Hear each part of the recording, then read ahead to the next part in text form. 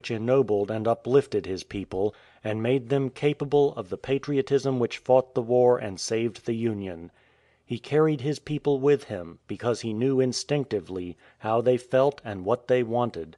He embodied in his own person all their highest ideals, and he never erred in his judgment. He is not only a great and commanding figure among the great statesmen and leaders of history, but he personifies also all the sadness and the pathos of the war, as well as its triumphs and its glories. No words that any one can use about Lincoln can, however, do him such justice as his own, and I will close this volume with two of Lincoln's speeches, which show what the war and all the great deeds of that time meant to him, and through which shines the great soul of the man himself.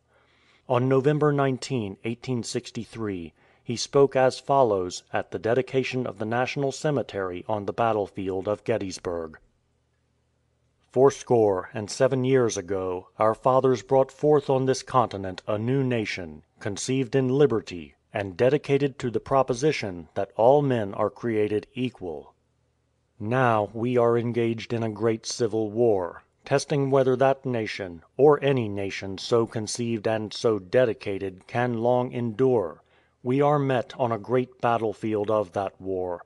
We have come to dedicate a portion of that field as a final resting place for those who here gave their lives that this nation might live. It is altogether fitting and proper that we should do this.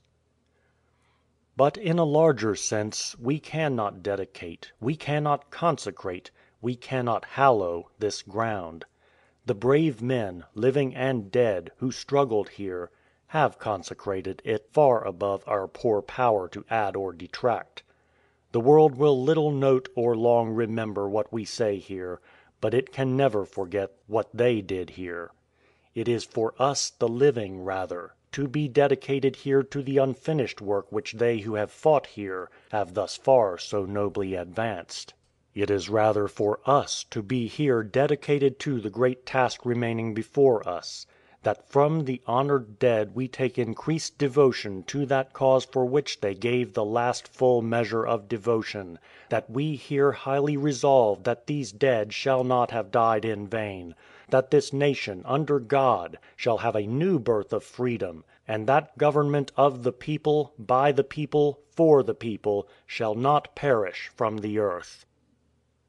On March 4, 1865, when he was inaugurated the second time, he made the following address: Fellow countrymen, at this second appearing to take the oath of presidential office, there is less occasion for an extended address than there was at the first.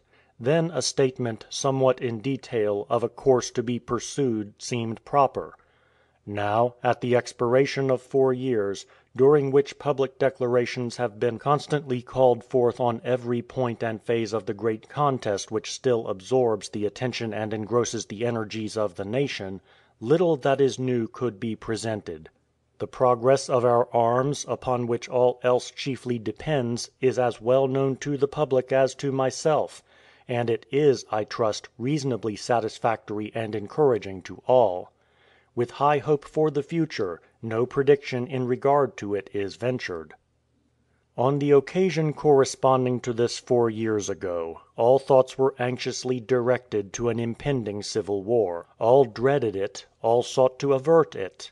While the inaugural address was being delivered from this place, devoted altogether to saving the Union without war, insurgent agents were in the city seeking to destroy it without war, seeking to dissolve the Union and divide effects by negotiation.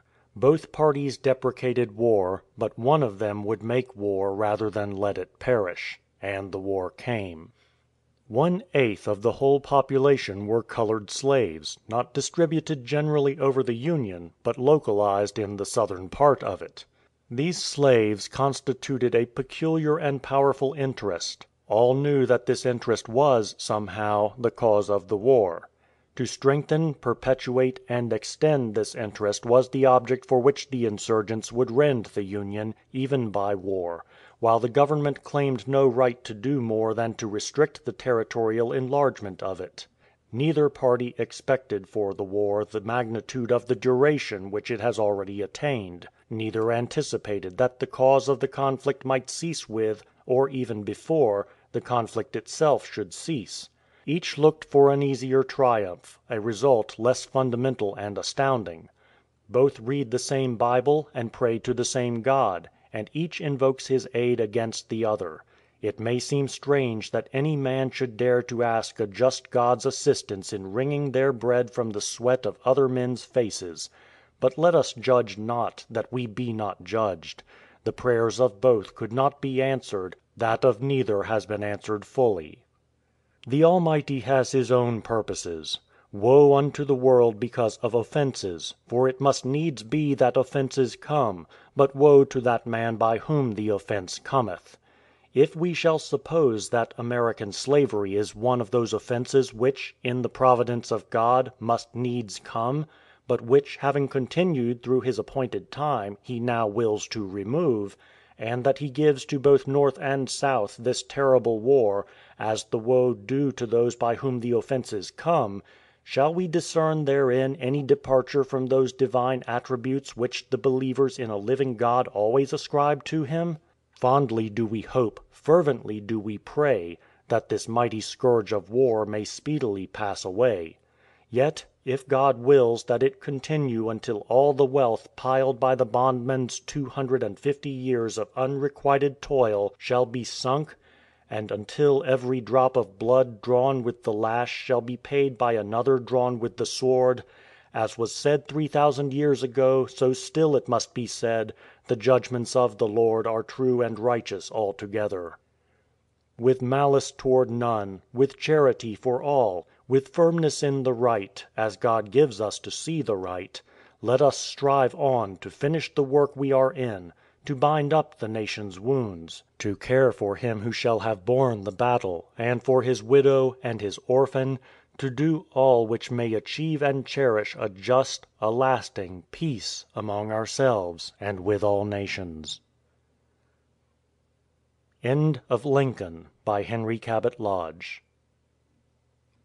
End of Hero Tales from American History by Henry Cabot Lodge and Theodore Roosevelt.